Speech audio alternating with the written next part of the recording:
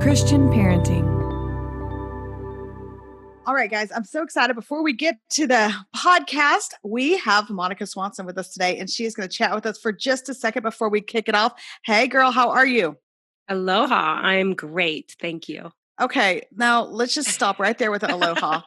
Not only is it hard enough for me to hear that you live in Hawaii and I'm in Dallas and, in a horrible time of year to be in Dallas. But second of all, I don't know where I saw it, if it was on your Instagram or somewhere, but I saw pictures of the view outside your door. I have no words.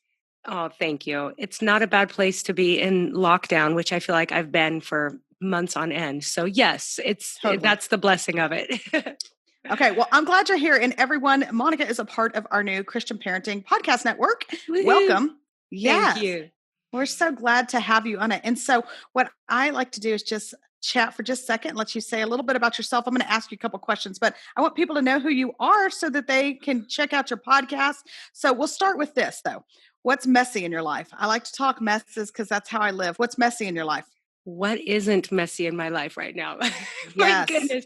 I currently have a home of 7 people living here, most of which are close to or legal adults because my college boys are home. We've got a girl living with us, a good family friend from California. So we have a full house, and I would say the pantry's a mess. The kitchens, we're working together, teamwork, but it's a lot of people in a home. And fortunately, my 2 boys get to go back to college this weekend as we record. So we'll lighten our load a little bit and our grocery bill. Yeah, for sure. Okay, well, that is a lot of mess. So I'll just wait to ask if I can come visit for another few months. Yeah. Okay. I think you want to. Got it. Okay, number 2. Tell us about your podcast real quick, the name of it and what it's about. You bet. I am the host of the Boy Mom podcast, which was birthed out of my book, Boy Mom, which was released just over a year ago. And I love to talk about everything related to raising boys. So really, I want to offer encouragement and support and some humor, practical stuff for all the moms out there trying to figure out those boys of all ages, and love to have interviews, love to offer encouragement and some fun along the way. So fun. All right. Yeah. So we all need to check that out. Boy Mom podcast and all the usual places. Okay, then my third question. I always say I'm kind of like a Baptist preacher. All I do is speak in threes. When I teach, I speak in threes. I always have 3 points. So here's my third question, Monica. Got it. You are speaking at an event that I'm speaking at, that Perfectly Imperfect digital event for Christian parenting. Yes. So excited. So excited you're doing it. And so what are you speaking on? Do you know yet?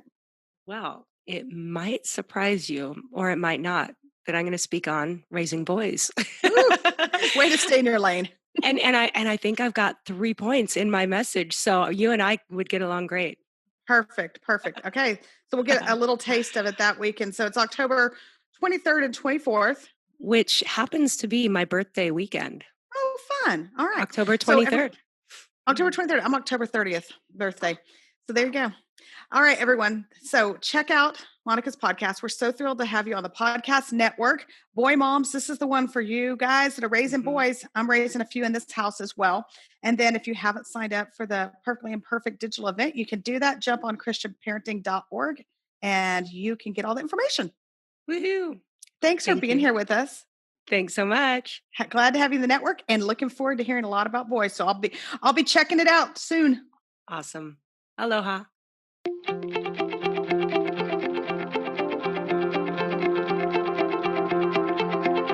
This is Cynthia Yanoff, and you're listening to Pardon the Mess. Each week we have honest discussions about the ups and downs of parenting and the lessons God is teaching us along the way. It's real, it's fun, and it's biblical. Life is messy. Don't walk the parenting road alone.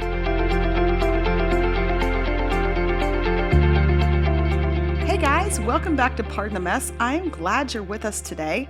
If I haven't said this recently, can I just stop right now and thank you for always joining us and being here. I'm just overwhelmed by the number of people that download this podcast and the number of people that email me or text me and just reach out, or I run into you and just the people that tell me they've listened to this podcast and that they're encouraged. That encourages me because we're walking this parenting road together. So I'm just grateful for you. It is not lost on me that you take an hour each week to listen to our podcast or to pray with us for your kids, whatever that may be. And so I just want you to know that this is very well prayed over, and that when we have guests on, I pray with our guests, but we want these words to not just be something else that you have in your life that fills space, but just a word from the Lord that he will speak through us and that he will just directly impact your families. So that's what I'm hoping for, and that's what I'm praying for. But thank you for being here. And today you're going to hear from Levi Lusko, and he's a really cool guy. I had him on a couple years ago, maybe a year ago.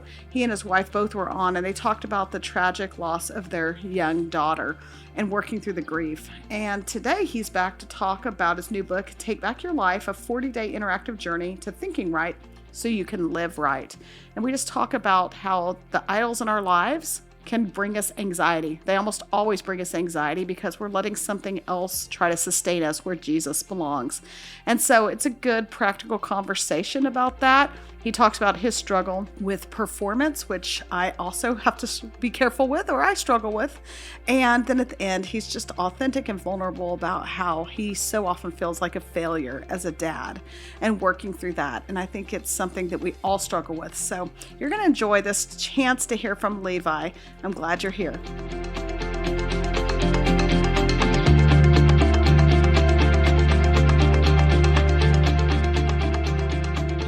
Okay, Levi, welcome to Pardon the Mess. Thanks for coming back. I should make things messier, then we can pardon it. Seriously, for sure. Thanks for having me.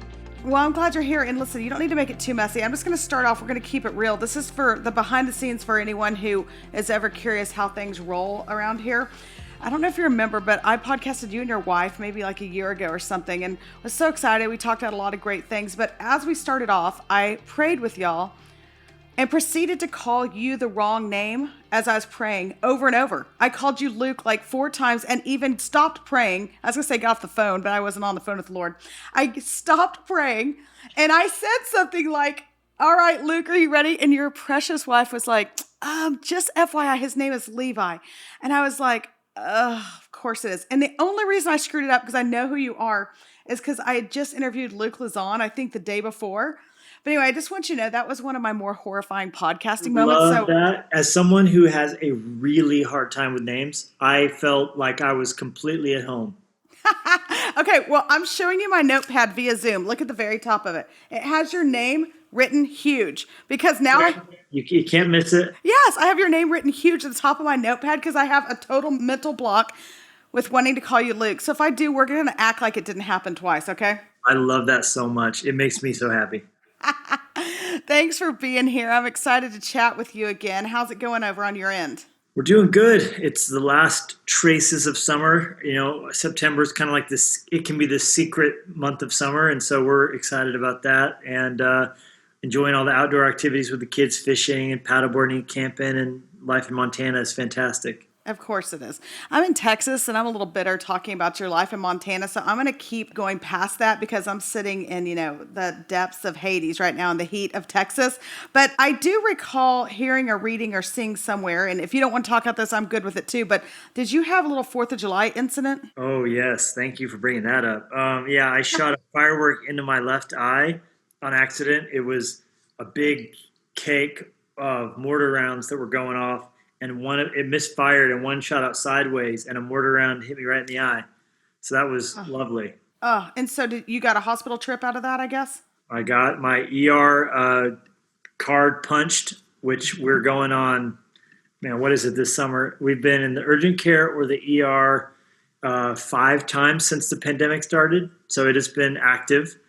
And wow. So that one, I've been to the ophthalmologist maybe 8, 9 times. My vision is still not quite back exactly. My eyes a little bit having a hard time focusing because of the damage that the firework did. But fortunately, I didn't lose my vision.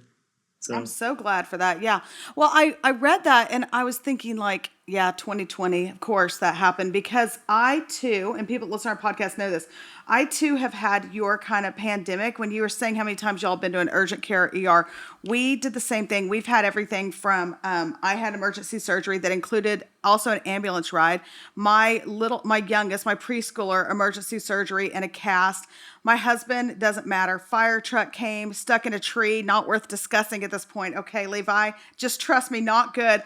We had, I could go on and on, but when I heard that about you, I was like, I wonder if he's thinking what I am. Like, okay, well, this is the year. We've never made our deductible before, but by golly, this is the year. We're going to do it all.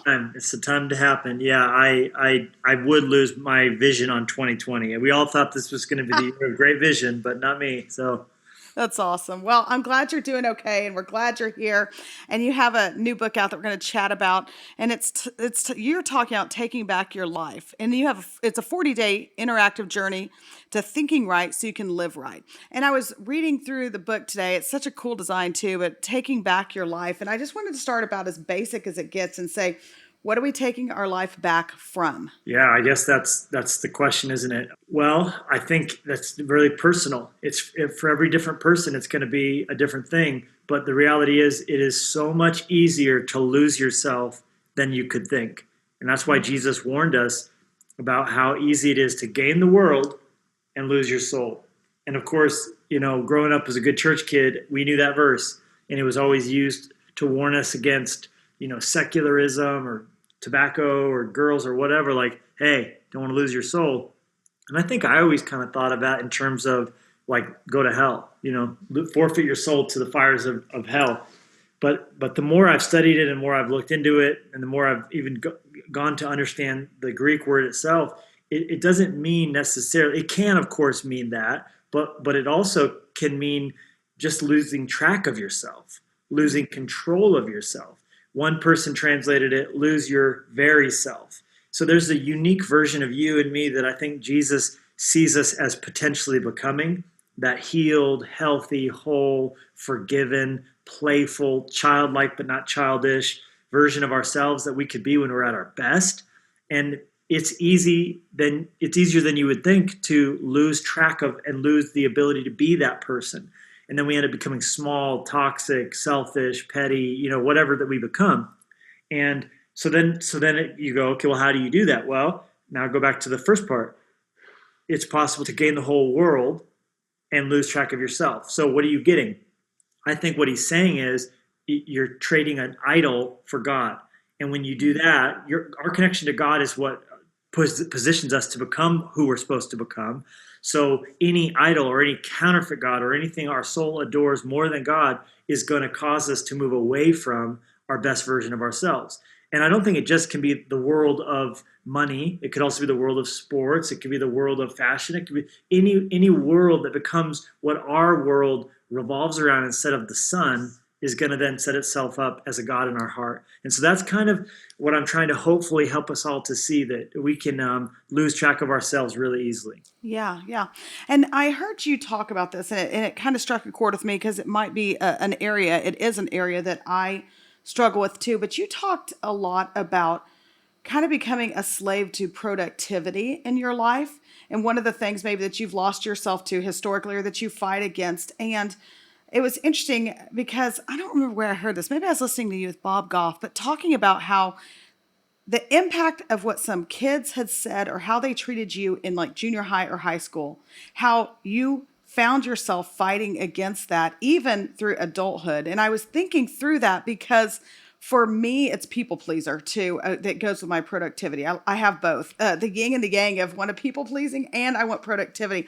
But I told someone recently, my husband, I think said, I've realized now in my late 40s, how many things I've done through the years of my life in an effort to try to counteract something someone else said about me. Like not intentionally, but just like, why did I go to law school? Well, I'm not saying I wasn't meant to be there. That's where I met my husband. But I remember someone saying I wasn't smart enough to do certain things.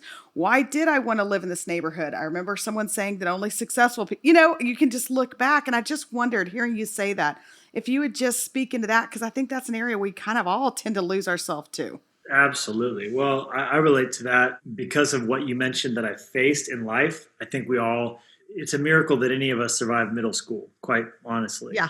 That's such a hard time, going through puberty, dealing with, who am I, figuring out, what I actually believe about God and the world, making decisions about drugs and trying to make friendships. It's all so much, and I can't even imagine now kids are having to do all of that with the pressures of social media and all of that is just even a whole different level from the early 90s when I was going through that. So the bullying I faced, all of that, it caused me to want to compensate. And because of my 3 on the Enneagram, I tend to value my worth based on what I accomplish. And when you add a wound to that, when you add I'm not enough or these people don't like me, what tends to happen is I not only mistakenly equate my productivity with my value, but I also tend to want to seek to impress whoever's watching or not watching around me or not around me, and prove that I exist to them, and therefore want to take that value. But what again happens is, and I'm convinced of this, any idolatry inevitably will lead to anxiety, because what we look to give us our identity then has to sustain the weight of our soul. But people, productivity, performance, none of those counterfeit gods can actually give me my meaning that I'm craving, that I actually have in Christ. So inevitably what you end up with is this anxiety, because what I'm hanging my soul on can't support me. So all of a sudden I'm floundering. And so that's one of the things for me that I'm constantly needing to take my life back from. As recently as this morning, after I had my devotions, I found myself, even after a quiet time, kind of in that state, churning. My soul wasn't resting. And so I was just having to once again anchor, no, my peace comes from God. And I serve today out of that peace, not looking for peace. Mm-hmm. I think we can all relate to that. And so I try to think back as a parenting podcast, and we talk so much about parenting. It makes me think, were there ways that you think someone could have spoken truth into you that would have helped you kind of avoid some of the path that you took? And in my own life, I'll speak for myself, not for you. The path wasn't all bad. A lot of the need to people please and or productivity does lead to a productive life. And God, we both believe firmly, can use all of these instances for his glory and our good. But as you're raising kids, does it make you? It makes me want to stop and be like, you guys, whatever people have said to you or whatever you're feeling like, don't let that dictate how you live your days. Live them for God's best. Yeah, no, I think so. And I had great parents, have great relationships with them and respect them so much. But one of the things that I think is easy to do is praising your kids when they do something great. And that's accomplishment, which it kind of tends to, because, as leaders, you have to be careful, not just what you correct, but also what you praise, because those under you will want to repeat whatever they did that got the praise. So I think it's fabulous to applaud your child for doing great at ballet or gymnastics or whatever comes naturally to them. But of course, lots of studies have shown that when you praise, things that they do that are difficult, not just things that come naturally. Hey, that's the funny kid. Come on here, we have a party. Come on here and do that funny thing. That comes naturally to them. But praising character, praising effort, praising something that doesn't come naturally to them, but you saw they tried at, they worked hard at. And I think also just letting them know, your worth doesn't come from your accomplishments. None of that changes, of course, how important you are. That's great that you did that. That should be something you do because you love God and love the thing or whatever, or feel called to it, but not in any way to earn your standing in this family or in this universe. Yeah. I think that's a good word for us with our kids. And I think also for ourselves and our kids is being able to find God in the failures. And I say failures almost in air quotes because it's not always a failure when it looks in earthly terms like it is. I mean, very often God uses those very hard places, those perceived failures in the biggest of ways for his kingdom. But being able to find God in those for our kids, I think is so critical. But even in our own lives. And I think you talk a lot about that, about how in the imperfection that we live, how God's in the middle of that. Yeah, exactly like your podcast, Pardon the Mess. I think one of the things I talk about in Take Back Your Life early on is WD-40, and the devotional is based around 40 days. So I hope people will not just do it for a week or here or there, but to go through, it's amazing how much repetition really can put new grooves into your brain, and WD-40, which in addition to being the same length as the book devotional, also is named after the 40 attempts Norm Larson, the chemist who invented it, took to get it successfully to displace water, which is how you prevent corrosion. And it literally stands for Water Displacement Formula, the 40th attempt perfected. So every garage in America has WD-40 in it. Every man and woman in the world who wants to get the squeak out of a hinge knows to grab the WD-40. But WD-40 is only successful because of 39 failures. So I think had it been me or you, it would have been easy to give up on 25th attempt or 29th attempt. But this guy went on and pressed on until he got to 40. So yes, let's find the God sized accomplishment in every failure that doesn't cause someone to quit but keeps moving forward. And so you also had a quote I was reading in the book that I thought was so good. And I think all of us who have lived some hard days, which is most of us if we've been on this earth very long, but you said pain is a microphone. And one, I'd love for you to explain that, what you meant by that. But also, would you mind just sharing a little bit about losing a child and how God worked? We podcasted, you and your wife both, and just beautiful, beautiful. You both speaking into this. But talk to us a little bit about what pain as a microphone means and how that's looked in your life, especially with parenting loss. Yeah, it's great. Well, after I finish this interview, before I do another one, I'm going to call up a father who just recently lost a child, and a friend of mine reached out to me and let me know about it, that he had read my book and was encouraged by it, the first book I wrote, Through the Eyes of a Lion. And I said immediately, I said, send me his number. I want to give him a call and just encourage him. And here's the thing. Never in my life would I have been, in my mind, the person to call up someone who lost a child. And I don't feel like I have the answers today. Well, I'm going to hopefully listen and not give it any, I don't have any magic advice to give him other than just to listen and care. But why would I have in my heart to call that man? B, why would he want to listen and take my call? The answer is because of the microphone I have called pain. And the microphone got turned on through the worst day of my life. Now, I could choose to look at that any number of ways. But how I see it is, I see it through the lens of Joseph. Joseph was forgotten about, betrayed, lied, presumed to be dead by his father, betrayed by Potiphar's wife, and then forgotten about by the two men who he helped in prison. So then he gets out of it and has no spirit of victim, no spirit of treachery, and says, God sent me in here to save many lives.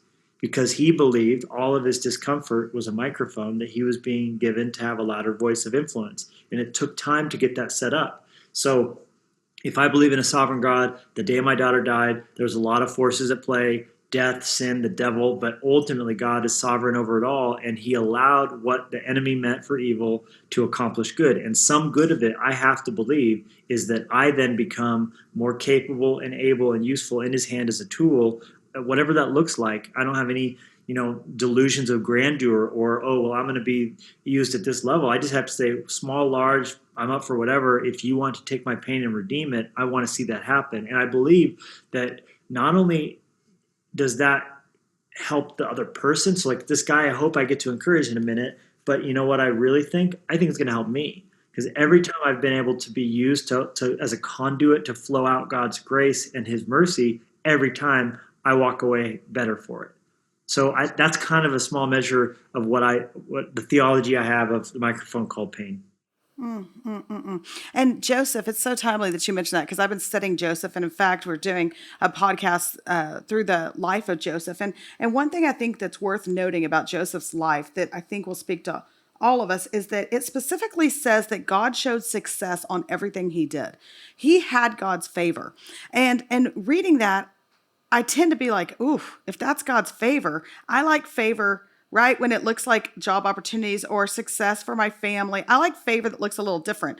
But then you go through his life and you see where he's sold into slavery and falsely accused of an affair with Potiphar's wife. And you can go through all these places that are really hard, famine even, and then say, okay, if we're told that God's hand was on him, he had God's favor, then what do we learn about God in our own lives? And I think that what you're saying is just such a testament to that. It's just that his ways are not our ways. And so when we're in the middle of these things, just like you would never choose the loss of a child, nobody would, but all these hard places, just being encouraged that God's going to see, God in his eternal perspective, he sees the other side of it, and God willing, this side of heaven, we see it, but if not on the other. And so there's just so much in there. Good. I think part of it, when you say it like that, that's a great insight, by the way. You go, man, with friends like God, who needs enemies, right? It's like, right. This is what you do for the ones, and yet there's a sweetness to it. And you're right. I mean, the word favor, whenever it's used, like on like Daniel had a distinguishing spirit, favor of God on him. Mary had God's favor resting on her. Every single one of them suffered greatly. Mm. Paul, favored by God, God personally came down in the form of Jesus on the road and was there supervising Paul's salvation when he went blind. But what did he say to Ananias? He said, I want to send him to kings, Gentiles, and the nation of Israel, and I will show him how much he must suffer for my name's sake. So I happen to believe that, and I say this, I've said this for years, that suffering is not an obstacle to being used by God. It's an opportunity to be used like never before. But it's so sweet, though. It's a sweet mercy that God lets us suffer, honestly. And it sounds sick to say, but it's almost an incredible honor that you would ever get entrusted with pain. Because not only does God come near to the brokenhearted, but like today, when I talk to this father, I've had it happen 100 times, and obviously I can't say it's going to happen again, but I can't describe it, but I feel there's a nearness to my daughter, Lenya, when I'm using that part of my story, when I'm using that part of our lives, and it's almost like a communion with heaven that is something I cherish. Mm. And so you say in Take Back Your Life, you talk about embracing the struggle. And I think that's such a good word for all of us at any given time in our point in our life, any point in our life. But right now, here we are in 2020 and COVID, and I think we're all very aware of the increased rates of pornography use, that there's more abuse, there's more, you name it, it's going on right now. Divorce rates are up. And so if we're going to embrace the struggle, it sounds like when you talk about taking back your life, first let's acknowledge where the struggle is, but then let's embrace it. And so what does that look like? Well, I was in the gym today, not doing a great job. I'm no Tim Tebow, but doing my best to keep a youthful appearance and be healthy. And every time I get to the weights, my temptation is to go to the same plate that I used last time, if it was 4 or 5 or whatever. But I know the only way to get the goals I want is to do the thing I hate, and that's to add more weight. And you can't get stronger without resistance. You can't get stronger without tearing. And so spiritually, it's no different. Many of us at the end of 2019, as we were getting to 2020, we were about to make our New Year's resolutions. We all had this great, I joked about it earlier, this great, like, man, this is your vision. I'm going to see, blah, blah, blah. And you know what? Here's God saying, hey, you wanted to grow. You wanted to be closer to me. You wanted to have more revelation. Here's the opportunity. Because you talk about growth. Tell me how you can grow a garden without fertilizer. But what's fertilizer? It's crap getting thrown on dark places, So I think all of us, we can either, resent the difficulty or choose to believe that it is these circumstances in which we are meant to bloom. And like my wife says, meant to flourish. So I say, bring on the crap and let's grow. Let's see some water. Let's see some darkness, because stuff will break out. Yes, you can go to unhealthy places like pornography, but that's a counterfeit God. That just will destroy you. You can go to any of the, my go-to thing is like, I'm going low, I'm on Amazon. I'm just like mindlessly, and then I would get a whole pickup truck full of boxes to do something down the road. But again, the things don't satisfy, but God does. And I think that's the place. We got to be content with the silence. We got to be content with the mess. Like today, I was on my bike with no phone. It's my either I walk or bicycle with no phone just to clear my head. My daughter goes, where are you going? I'm like, I'm going to go clean my soul up a little bit just to get out alone. That's kind of my prayer time. It's not clean and neat stanzas. It's just messy, and it's God, I need your help. Sometimes there's maybe a little bit of, just sadness, but it's just, I come back better every time. Yeah. You said something. I think I'm going to steal this as my own quote. Remind me to cut this out of the podcast later so I don't have to give you credit, but I'm kidding. I did read somewhere you said something that a blessing at the wrong time becomes a burden. I'm not sure that that's necessarily in line with even what we're talking about right now, but I had to bring that up because that's a good word right there. Where'd that come from? Prodigal son, due season. The prodigal son was not wrong for wanting the inheritance. He was wrong for impatiently wanting it now. If he would have waited in the Father's timing, he would have received what he actually wanted, but he wasn't ready for it. So the blessing out of season is a burden, and it destroyed him. And so I think for all of us, as a parallel, there's things I want right now that God knows you can't handle that, homie. You got to grow first. If I give you that, it's going to wreck you. So I think we have to not only, I believe that God not only knows what prayers to answer, he knows when to answer what prayers. And so it's the due season. It's believing like that Hillsong song. I'm a seed. It's winter. Like there's going to come a harvest. Just Galatians 6. Don't lose heart. Yeah, yeah. And so if I give you one, let me give you one last word to speak into this new book and this 40-day interactive journey.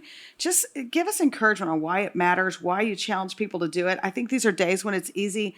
It's easier to do nothing than something. I even see that with my kids. Sometimes I have some high schoolers and sometimes when they want to go out and do something, they're like, oh, getting dressed and actually making the effort has now become hard in 2020 for some reason. And so thinking through this 40-day journey, someone's listening, it's like, oh, I'm barely getting by. I'm barely managing. Tell us why it's important and why now's the time. I guess, to quote the old Nike commercial, yesterday you said tomorrow, and it's today. Here it is. This is it. And, if you keep doing what you've always done, you're going to keep getting what you always got. And if you're frustrated with where you are and lethargic, why not take action? And this book is a rally cry. I hope this book would be for people a wake-up call to go, oh my gosh, no one's going to steward my soul but me. No one's going to care about my health but me. I have to care. My pastor can't fix me. My wife can't fix me. My best friend who's always, sending me YouVersion Bible verses can't fix me. I have to take my life back.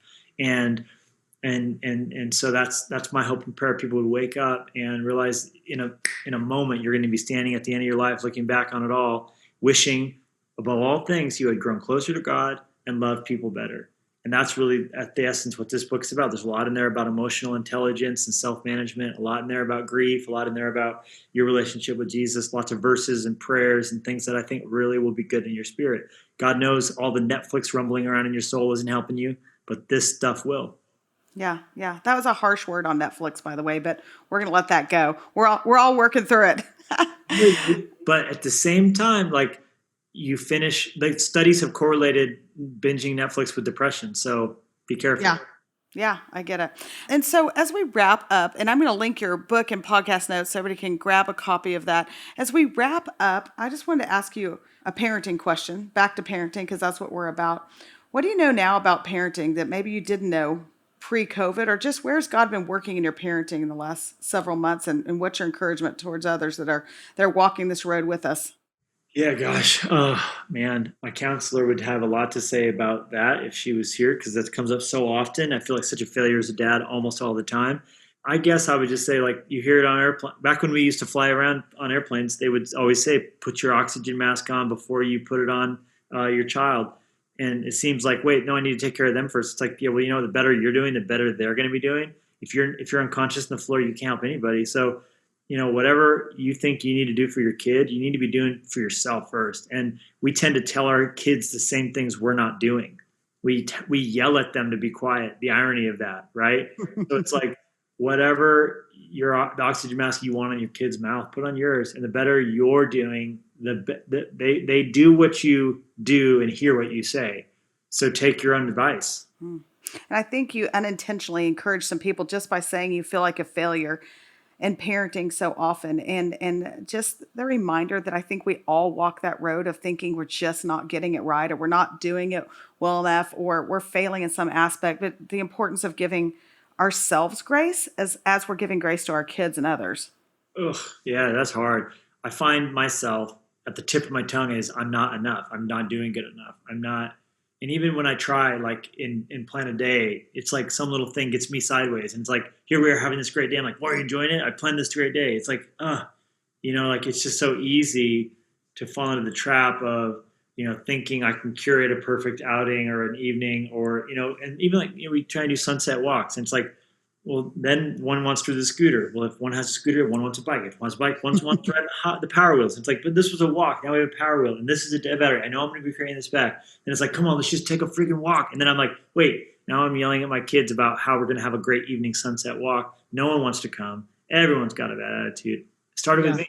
So just more going with the flow, more shifting, throttling back on the expectations, embracing the mess. And that's, I think, where we all can thrive. Amen. And going back to Joseph, as we wrap this up, if we consider, and go back and read that in Genesis, everyone, go back and read it. But if you consider Joseph's dad and his, what Jacob had been up to and his shortcomings and how that bled into his parenting and all the things that went wrong early in Joseph's life that probably led to the slavery and the dissension among brothers. And yet God took him from the situations in and did this mighty thing and really set up the foundations of what Exodus would be in Moses and the Israelites being led in the promised land. I mean, he can do anything.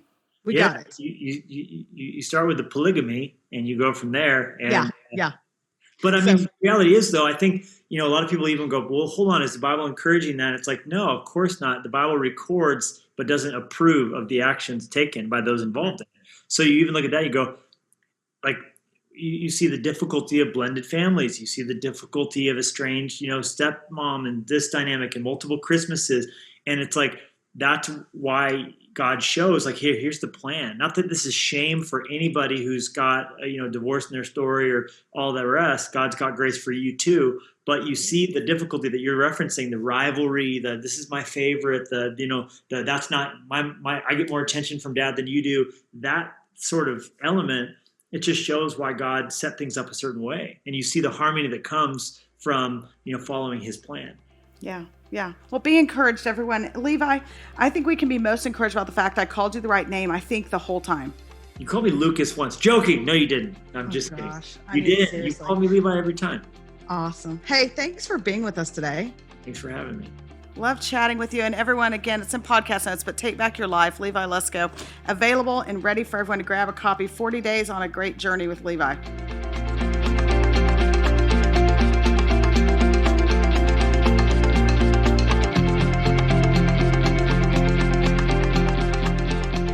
All right, so thankful to have Levi with us today. Seems like every time that I do one of these interviews, there's this moment during it where I'm like, oh, I needed to hear that.